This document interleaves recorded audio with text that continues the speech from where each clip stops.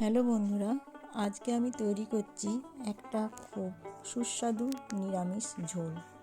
ঝোলটা সবাই করে, কিন্তু আমি করছি পুরো অন্যরকমভাবে। এতে টেস্ট হয় খুব সুন্দর।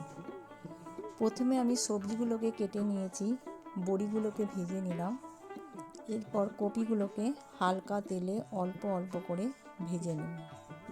এই ভিডিওটি সম্পূর্ণ দেখার অনুরোধ থাকলো, তবে বুঝতে পারবে কি করে আমি করছি। পুরো শেষ পর্যন্ত ভিডিওটা দেখতে থাকুন।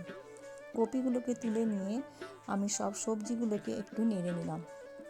এরপর ভাজা কপিগুলোকেও দিয়ে দিয়েছি। এখনও কিন্তু আমার ঝোল কিছুই হয়নি, অর্ধেকটাও হয়নি। এরপর আমি দিয়ে দিলাম নুন আর হলুদ দিয়ে আরেকটু নাড়াচাড়া করে নিলাম। এরপর আমি দিয়ে দেব এটার মধ্যে নুন হলুদ দেওয়ার পরে দিয়ে দেব জল। আমার সবজিগুলো ভালো করে আমি নেড়ে নিয়েছি সুন্দর করে, দেখতেই পাচ্ছ। ভিডিওটি ভালো লাগলে একটা লাইক করবে, কমেন্ট করবে, শেয়ার করতে ভুলো না, আর সাবস্ক্রাইব করে দিয়ে আমার পাশে থেকো। আমি জলটা ঢেলে দিলাম। গরম জল দিলে একটু বেশি ভালো হয়। এরপর এটা একটু আমি সেদ্ধ করে নেব। এখনও পর্যন্ত আমার ঝোল কিন্তু হয়নি। আমার ঝোলের আলু সমস্ত কিছু সেদ্ধ হয়ে গেছে, ওই জন্য লাস্টের দিকে বড়িটা দিয়ে দিলাম। এরপর আমি ঝোলটাকে একটা পাত্রের মধ্যে ঢেলে নিয়েছি আর দিয়ে দিয়েছি তেল কড়াইয়ে।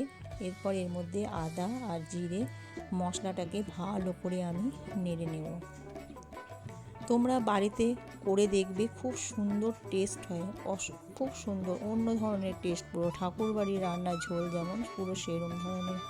তোমরা বাড়িতে করে নিও। দিয়ে দিলাম অল্প একটু হলুদ, আর আমি একটু চিনি দিয়েছিলাম, যেহেতু নিরামিষ ঝোল খুব ভালো টেস্ট হয়। এরপর আমি যে ঝোলটা করে রেখেছিলাম ওই ঝোলটা এই মশলার মধ্যে ঢেলে দিলাম। মশলার মধ্যে ঢেলে দিয়ে ভালো করে আমি এটা ফুটিয়ে নিয়ে এরপর আমার হয়ে গেল সম্পূর্ণ পরিমাণে ঝোল রান্নার রেসিপি।